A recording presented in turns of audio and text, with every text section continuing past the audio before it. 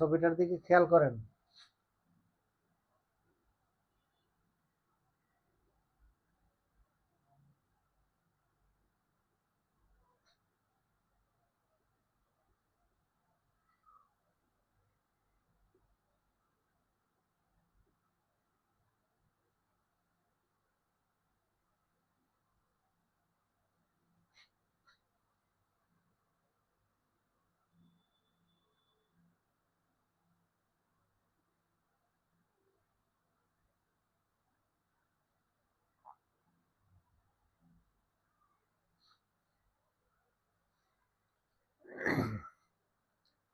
এটা হলো 1 নাম্বার, এটা হচ্ছে 2 নাম্বার, এটা হচ্ছে 3 নাম্বার, এটা হচ্ছে 4 নাম্বার। ঠিক আছে, দেখেন এটা হচ্ছে আমাদের apex beat of heart. Apex beat of heart অর্থাৎ হৃৎপিণ্ডের ছবি।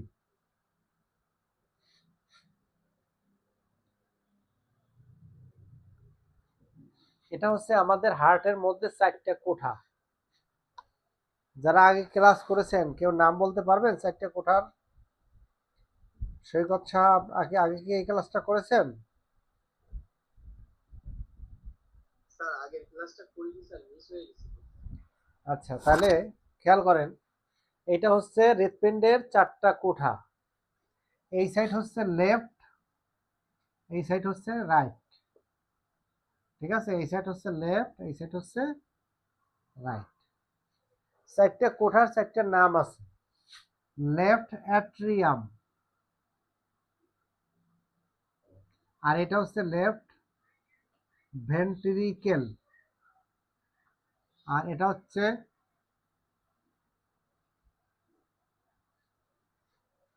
সরি এটা ভুল হয়ে গেছে, এটা হচ্ছে লেফট অ্যাট্রিয়াম, এটা হচ্ছে রাইট অ্যাট্রিয়াম। এটা হচ্ছে লেফট ভেন্ট্রিকেল, এটা হচ্ছে রাইট ভেন্ট্রিকেল। আর বাংলায় যদি বলি তাহলে বাম অলিন্দ, বাম নিলয়, ডান অলিন্দ,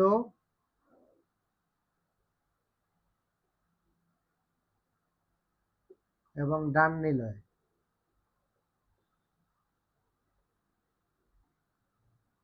ওকে, এরপর দেখেন এই হার্টে 2টা ভেনা কেবা আছে, 2টা ভেনা কেবা। একটা হচ্ছে ইনফেরিয়র আর একটা হচ্ছে সুপেরিয়র। দুইটাই ভেনা কেভা অর্থাৎ মহাশিরা। মহাশিরা, দুইটাই মহাশিরা। একটা ঊর্ধ্ব মহাশিরা, একটা নিম্ন মহাশিরা, অর্থাৎ ইনফেরিয়র ভেনা কেভা আর একটা সুপেরিয়র ভেনা কেভা। তাহলে মহাশিরা কখন বলবো? শিরার সবচাইতে বড় যে অংশটা সেটাকে মহাশিরা বলা হয়। যেমন সাগর থেকে মহাসাগর হয়, আর শিরা থেকে মহাশিরা হয়। একেবারে শিরা শেষ লাইনটা হার্টের সাথে যেখানে গিয়ে মেলে সেই জায়গাটা বলা হয় মহাশিরা। আর এই সাইডটাকে বলা হয় অ্যাওর্টা বা মহাধমনী, অর্থাৎ ধমনীর যে প্রদান হার্টের ভিতরে সেটা হচ্ছে মহাধমনী। এরপরে এই 3 নাম্বার ভালভ দিয়া যে লাইনটা উপরের দিকে গেছে, অর্থাৎ এই লাইনটা গেছে কোথায়? ফুসফুসের মধ্যে। এই হচ্ছে আমাদের ফুসফুস। ঠিক আছে, এইবারে বাম ফুসফুসের বাম ফুসফুসের, এটার হলো এই সাইড বাম, তাহলে এই বাম ফুসফুসের এই জায়গাটায় হার্টটা আছে, পুরো হার্টটা হলো এই জায়গাটায়। এই হার্টের মধ্যে এই লাইনটা চলে গেছে, এই লাইনটার নাম হলো pulmonary artery.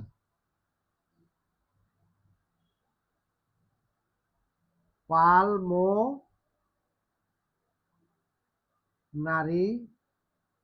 Artery, pulmonary artery. আর এই দুটো হলো পালমোনারি ভেন।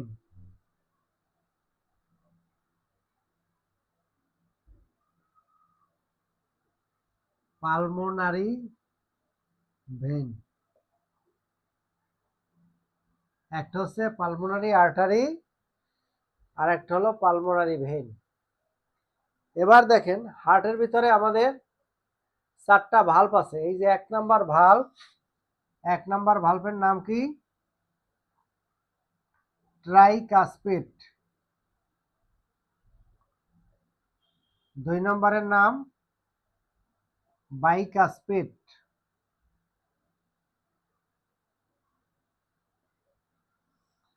3 নম্বর পালমোনারি। 4 নম্বর মাইট্রাল।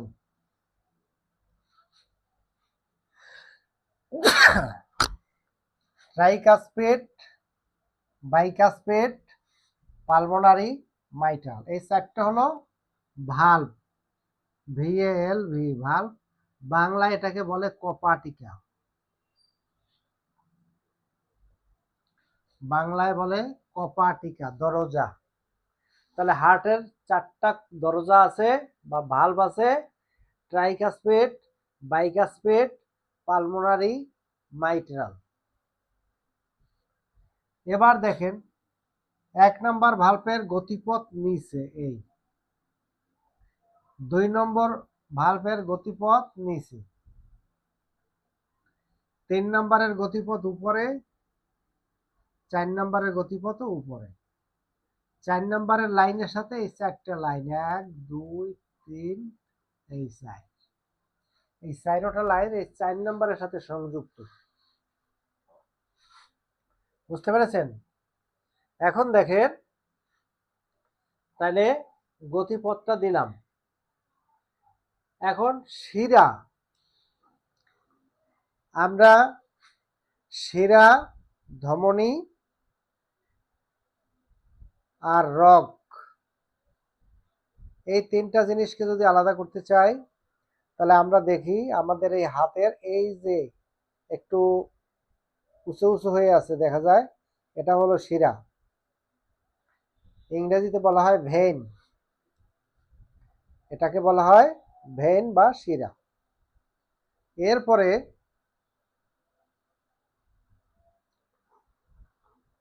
আরেকটা হলো ধমনী। ধমনী কোনটা?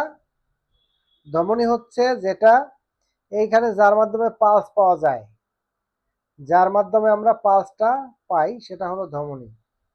আর রগ হচ্ছে এই যে নাড়া দিলে এই যে নড়তিছে, এই যে এর ভিতরে কোনো কিছু রক্ত নাই, এর মধ্যে দূষিত বা বিশুদ্ধ কোনো ধরনের রক্তই নাই, এটাকে বলা হয় রগ। তো খেয়াল করেন আমাদের রক্তটা কিভাবে সঞ্চালন হয়, অর্থাৎ সার্কুলেশন হয়, রক্ত সংবহন তন্ত্র বা সার্কুলেটরি সিস্টেম। আমাদের শরীরের সমস্ত দূষিত রক্ত, দূষিত বলতে কি? দূষিত বলতে কার্বন ডাই অক্সাইড যুক্ত, অর্থাৎ CO2 যুক্ত। আমাদের শরীরের সমস্ত দূষিত রক্ত এই ইনফেরিয়র এবং সুপেরিয়র ভেনা কাভা দিয়া, এই 2টা নালী দিয়া এই রাইট অ্যাট্রিয়ামে প্রবেশ করে। রাইট অ্যাট্রিয়াম যখন সংকুচিত হয়, তখন এই 1 নাম্বার ভালভটা খুলে যায়, এটা পাম্প করে, রক্তটা যখন পাম্প করে তখন 1 নাম্বার ভালভটা খুলে যায়, রক্তটা রাইট ভেন্ট্রিকেলে প্রবেশ করে। তাহলে আমাদের শরীরের সমস্ত দূষিত বা CO2 যুক্ত রক্ত ইনফেরিয়র এবং সুপেরিয়র বা ঊর্ধ্ব বা নিম্ন মহাশিরা দিয়া রাইট অ্যাট্রিয়ামে এসে প্রবেশ করে। রাইট অ্যাট্রিয়াম যখন সংকুচিত হয় তখন 1 নাম্বার অর্থাৎ ট্রাইকাসপিড ভালভ দিয়ে রক্ত রাইট ভেন্ট্রিকেলে প্রবেশ করে। রাইট ভেন্ট্রিকেল যখন সংকুচিত হয় তখন 3 নাম্বার ভালভ দিয়ে অর্থাৎ এই পালমোনারি ভালভ দিয়া পালমোনারি আর্টারি হয়ে রক্তটা চলে যায় ফুসফুসে। কি রক্ত গেল? CO2 যুক্ত রক্ত, কার্বন ডাই অক্সাইড যুক্ত রক্ত। আর এদিকে আমাদের এই ফুসফুসের ভিতরে আমাদের স্যার কার্বন ডাই অক্সাইড যে বের হয়ে গেল কোন অঙ্গটার নাম কি যেন কোন জায়গা থেকে বের হয়ে যাচ্ছে কার্বন ডাই অক্সাইড বের হয়ে যায় না, এটা রক্তের সাথে মিশে রক্তটা বের হয়ে যায়। রক্তের সাথে মানে রক্তের সাথে মিশ্রিত থাকে কার্বন ডাই অক্সাইড। অর্থাৎ আমাদের শরীরের শিরার ভিতরে শুদ্ধ না তাই না? হ্যাঁ না, এটা দূষিত দূষিত শুদ্ধ না ওই রক্তটা তো মনে হয় দূষিত দূষিত দূষিত বলতে কার্বন ডাই অক্সাইড মিশানো, পচা না। কিন্তু দূষিত বলতে এখানে পচা না, কার্বন ডাই অক্সাইড মিশ্রিত। তাহলে কার্বন ডাই অক্সাইড মিশ্রিত রক্ত কোন রাস্তা স্যার বের হয়ে যাচ্ছে ওই অঙ্গটার নাম? অঙ্গ না তো, এটা তো হার্টের ভিতরে বের হয়ে যাচ্ছে না। এখানে কার্বন ডাই অক্সাইড এই যে ঊর্ধ্ব নিম্ন মহাশিরা দিয়ে রাইট অ্যাট্রিয়ামে প্রবেশ করতেছে। রাইট অ্যাট্রিয়াম প্রবেশ করলে 1 নাম্বার ভালভ খুলে যাচ্ছে, রাইট ভেন্ট্রিকেলে প্রবেশ করতেছে। রাইট ভেন্ট্রিকেল যখন ভরে যাচ্ছে তখন পাম্প করলে 3 নাম্বার ভালভ দিয়া অর্থাৎ পালমোনারি ভালভ দিয়া এই পালমোনারি আর্টারি হয়ে ফুসফুসে যাচ্ছে। কারণ এই পুরো জিনিসটাই তো এই ফুসফুসের ভিতরে, এই যে এই পুরোটাই তো এখানে। তাহলে ফুসফুসের মধ্যে আমরা আবার নাক দিয়া যে বাতাসটা গ্রহণ করলাম সেই বাতাসটার মধ্যে রয়েছে অক্সিজেন, বাতাসটার মধ্যে রয়েছে অক্সিজেন। আর এদিকে আমি এই রক্ত নিয়ে গেল কার্বন ডাই অক্সাইড, তখন ওই ফুসফুসের মধ্যে অক্সিজেন এবং কার্বন ডাই অক্সাইডের বিনিময় হয়। বিনিময় হয়ে অক্সিজেনটা ভেসে রক্তের সাথে মিশে যায়, আর কার্বন ডাই অক্সাইডটা উপর দিকে ভাইসে উঠে আমাদের নাক দিয়া এই কার্বন ডাই অক্সাইডটা বের হয়ে গেল। তাহলে এবার বের হয়ে যাওয়ার সাথে সাথে আমাদের রক্তটা বিশুদ্ধ হয়ে গেল, অর্থাৎ অক্সিজেন সমৃদ্ধ হয়ে গেল। ঠিক আছে? তখন আবার রক্তটা কি হলো? অক্সিজেন সমৃদ্ধ হয়ে এই পালমোনারি ভেন দিয়া, এই দুইটা দিয়া O2 অর্থাৎ অক্সিজেন, এই অক্সিজেন সমৃদ্ধ হইয়া এই পালমোনারি ভেন দিয়ে আবার রক্তটা এখানে প্রবেশ করে। যখন এখানে নাম কি লেফট অ্যাট্রিয়াম বা বাম অলিন্দ, রক্তটা যখন এই বাম অলিন্দে প্রবেশ করলো, এই বাম অলিন্দটা আবার যখন ভরে গেল তখন পাম্প করলে এই 2 নম্বর বা বাইকাসপিড ভালভ দিয়া রক্তটা আবার লেফট ভেন্ট্রিকেলে প্রবেশ করে। লেফট ভেন্ট্রিকেলে প্রবেশ করার পর লেফট ভেন্ট্রিকেলটা যখন সংকুচিত হয়, অর্থাৎ এটাকে রক্তে ভরে গেলে এটা যখন চাপ সৃষ্টি হয় তখন এটাই 4 নাম্বার ভালভ দিয়া এই দুইটা দিয়া উপরের দিকে চলে যায় আর দুইটা দিয়া নিচের দিকে চলে যায়। আমরা সাধারণত শুনি যে অমুকের রক্তের চাপ বেড়ে গেছে, রক্তের চাপ কমে গেছে, এরকম শুনি না আমরা? হাই প্রেশার হয়েছে, লো প্রেশার হয়েছে, এই শব্দগুলো আমরা শুনি না? এই শব্দটা পুরো এই হার্টের উপরে নির্ভর করে। হাইপার টেনশন বা উচ্চ রক্তচাপ, হাইপোটেনশন বা নিম্ন রক্তচাপ, এই পুরো জিনিসটাই এই হার্টের উপরে নির্ভর করে। অর্থাৎ সংকোচন, এইটাই সংকোচন প্রসারণের মাধ্যমে, এটা সংকোচন এবং প্রসারণের মাধ্যমে আমাদের এই রক্তচাপটা সৃষ্টি হয়। এটা যদি অতিরিক্ত চাপ দেয় স্বাভাবিকের চাইতে তখন সেটা উচ্চ রক্তচাপ হয়ে যায়, আর স্বাভাবিকের চাইতে যদি চাপ কম দেয় সেটা নিম্ন রক্তচাপ হয়ে যায়। তাহলে আমরা পুরো ঘটনাটা একবার বলি যে আমাদের শরীরের সমস্ত দূষিত বা কার্বন ডাই অক্সাইড যুক্ত রক্ত ইনফেরিয়র এবং সুপিরিয়র ভেনা কাভা দিয়া রাইট অ্যাট্রিয়ামে এসে প্রবেশ করে। রাইট অ্যাট্রিয়াম সংকুচিত হলে 1 নাম্বার ভালভ খুলে যায়, অর্থাৎ ট্রাইকাসপিড ভালভ খুলে যায়, রক্তটা প্রবেশ করে রাইট ভেন্ট্রিকেলে। রাইট ভেন্ট্রিকেল যখন সংকুচিত হয় 3 নাম্বার ভালভ দিয়া 3 নাম্বার আর্টারি হয়ে এখানে রক্তটা চলে যায় ফুসফুসে। এখানে একটা জিনিস খেয়াল রাখতে হবে, আমাদের শরীরের সমস্ত শিরা বা ভেইন এগুলার মধ্যে থাকে দূষিত রক্ত, আর সমস্ত আর্টারির ভিতরে থাকে বা ধমনীর মধ্যে থাকে বিশুদ্ধ রক্ত। খেয়াল করতে হবে যেহেতু শিরার মধ্যে থাকে দূষিত রক্ত, আর ধমনীর মধ্যে থাকে বিশুদ্ধ রক্ত। কিন্তু এই পালমোনারি আর্টারি, এটার মধ্যে আর্টারির মধ্যে বিশুদ্ধ রক্ত থাকার কথা, কিন্তু এই হার্টের ভিতরে যে রক্তটা যাচ্ছে সেটা কিন্তু বিশুদ্ধ নয়, সেটা দূষিত।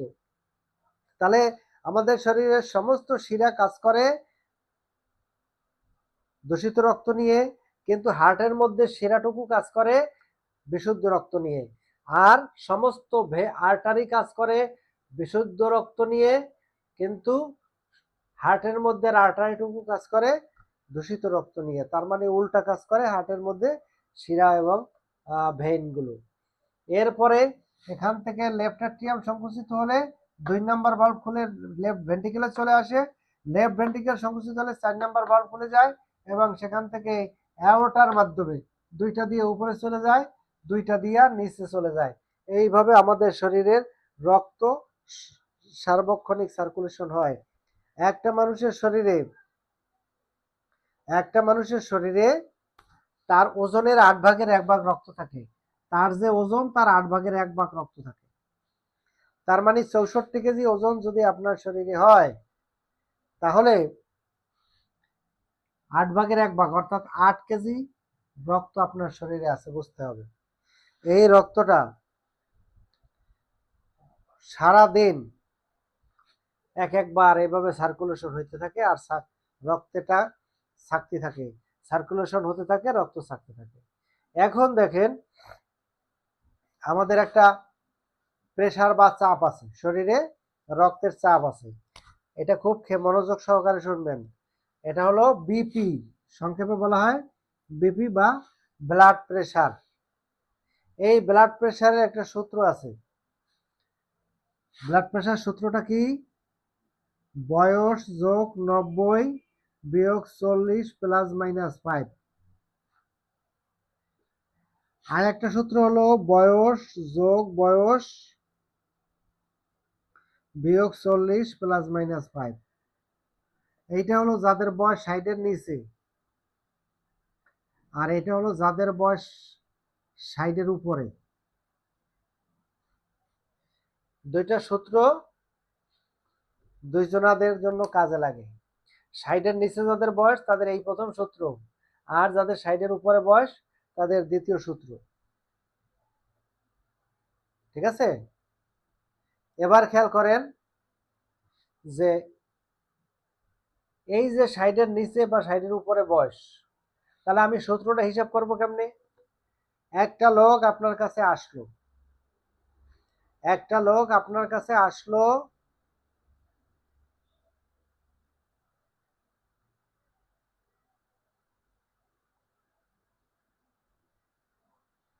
যখন একটা লোক আপনার কাছে আসলো, আপনি সাথে সাথে তার বয়সের মাধ্যমে তার বয়স হিসাব করে আপনি বলে দিতে পারবেন যে আপনার প্রেসার কত। কিভাবে বলবেন? আপনি একজনকে প্রশ্ন করলেন, ভাই আপনার বয়স কত? সে বলল আমার বয়স 50।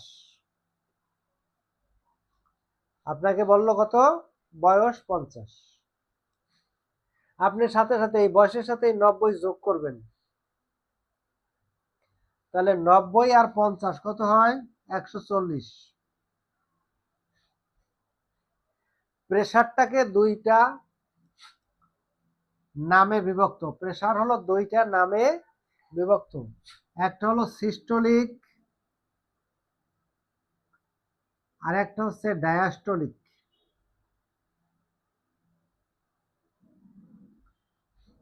একটা প্রেসার হলো সিস্টোলিক আর একটা প্রেসার হলো ডায়াস্টোলিক, অর্থাৎ একটা সংকোচন আর একটা প্রসারণ।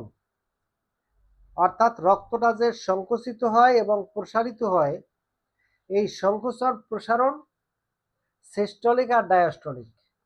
তাহলে বয়স যখন 50 বলল, 50-এর সাথে আমি সাথে সাথে 90 যোগ করে দিলাম। এই 90 আর 50 যোগ করে যেটা হলো এটা হলো সিস্টোলিক। এখান থেকে আপনি 40 বিয়োগ করবেন, যেটা হবে সেটা হলো ডায়াস্টোলিক। তাহলে 40 বিয়োগ করলে হয় 100।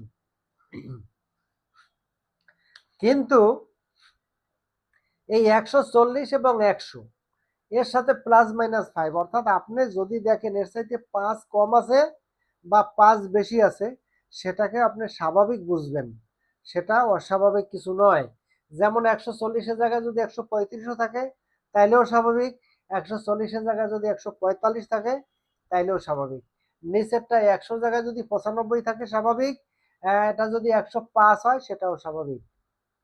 তাহলে আমরা দেখলাম যে প্রেসার, একটা লোকের প্রেসার, এখানে যারা আছেন কেউ প্রেসার মাপতে পারেন?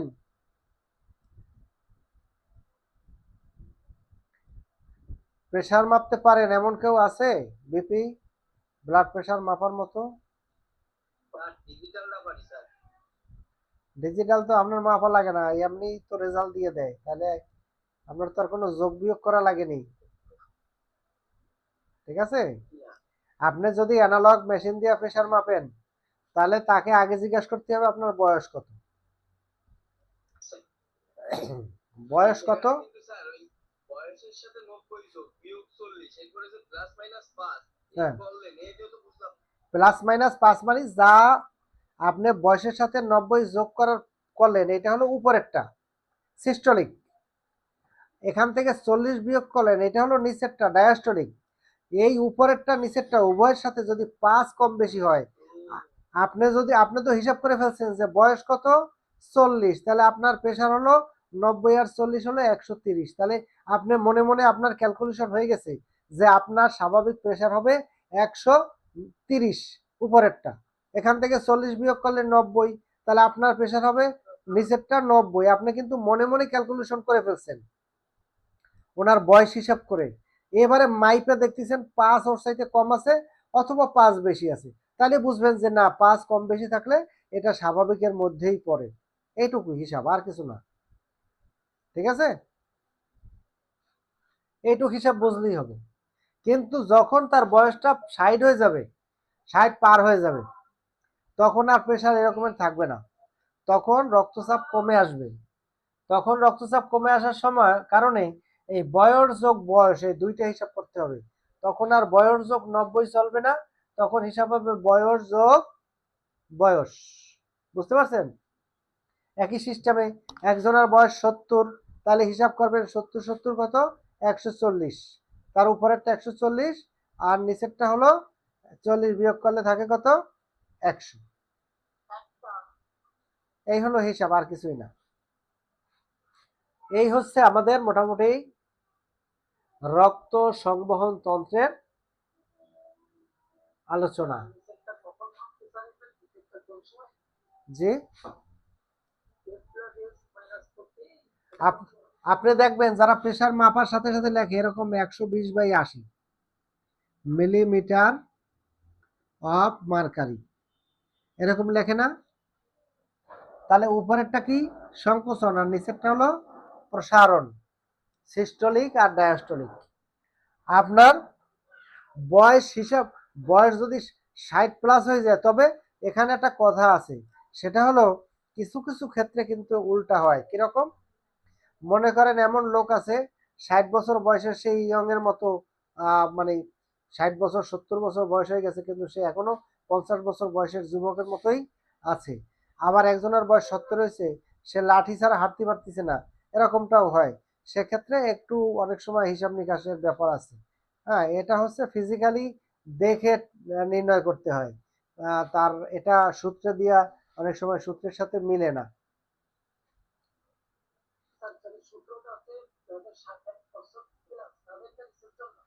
হ্যাঁ, এই যে লেখছি +60, তার মানে নিচেরটা হলো 60 বছরের বয়সের পরে যারা, আর উপরেরটা হলো 60 বছরের। যেমন মনে করেন আপনাকে জিজ্ঞেস করলাম আপনার বয়স কত, আপনি বললেন আমার বয়স 30, তাহলে সাথে সাথে সূত্র পড়বে কোনটা, উপরেরটা, যেহেতু আপনি আপনি 60-এর নিচে বয়স, তাহলে 90 আর 30 কত, 120। এখান থেকে 40 বিয়োগ করলে কত হয়, 80। তাহলে আপনার স্বাভাবিক প্রেসার 120/80। তবে 120-এ না থেকে যদি 5 কম থাকে, হ্যাঁ, এখান থেকে 5 কম বেশি হলে ওটা স্বাভাবিকের মধ্যেই পড়ে, এখানে অস্বাভাবিক কিছু আর নাই।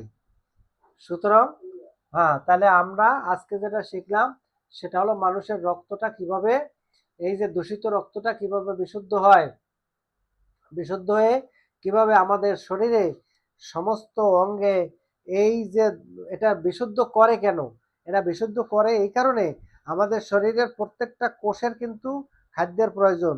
আমাদের শরীরের মানে সেলগুলো একটা কোষ মরে গেলেও সেখানে আর দেখবেন পচন ধরে যায়।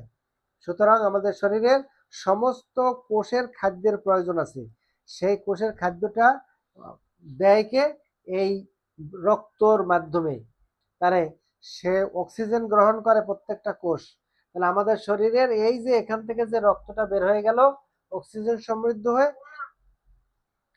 এখান থেকে যে রক্তটা অক্সিজেন সমৃদ্ধ হয়ে বেরিয়ে গেল, এই রক্তটা সমস্ত শরীরে ছড়াই দেয়। সমস্ত কোষ এই অক্সিজেনটা গ্রহণ করে, তার শক্তি সঞ্চার করে। ঠিক আছে? বুঝতে আর কোনো সমস্যা, কোনো প্রশ্ন আছে কারো?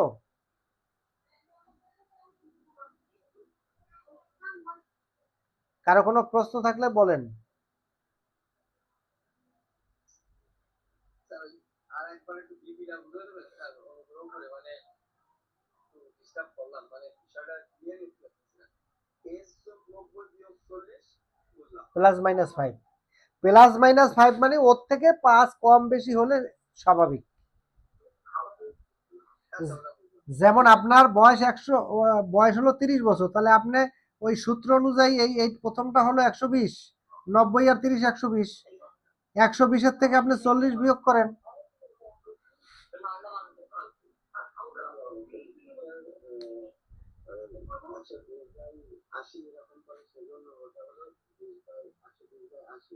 এই 120 কোথায় পাইলাম? এই 90 আর এই যে 30 আর এই 90, এই 90 আর 30 যোগ করে 120 হয়েছে।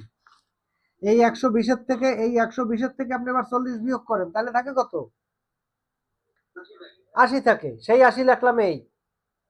এখন যদি আপনি দেখেন 115 থেকে 125-এর মধ্যে যদি উপরেটা থাকে আর নিচেরটা 75 থেকে 85-র মধ্যে থাকে, আপনি এভাবেও লিখতে পারেন যে 100 +-5 মানে 120-এর থেকে 5 কমলে 115, 5 বাড়লে 125, 80-র থেকে 5 কমলে 75, 5 বাড়লে 85। তাহলে এর থেকে যদি 5 কম বেশি হয় ওটাও আমরা স্বাভাবিকের মধ্যে নেব, কোনো কোনো ক্ষেত্রে 5 কম বেশি হতে পারে। ঠিক আছে? আর কোনো প্রশ্ন?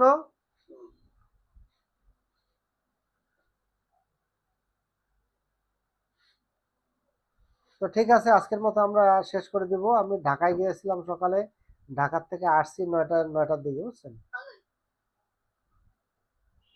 ঠিক আছে, আল্লাহ হাফেজ। সবাইকে ধন্যবাদ জানিয়ে আজকের মতো শেষ করছি। আল্লাহ হাফেজ।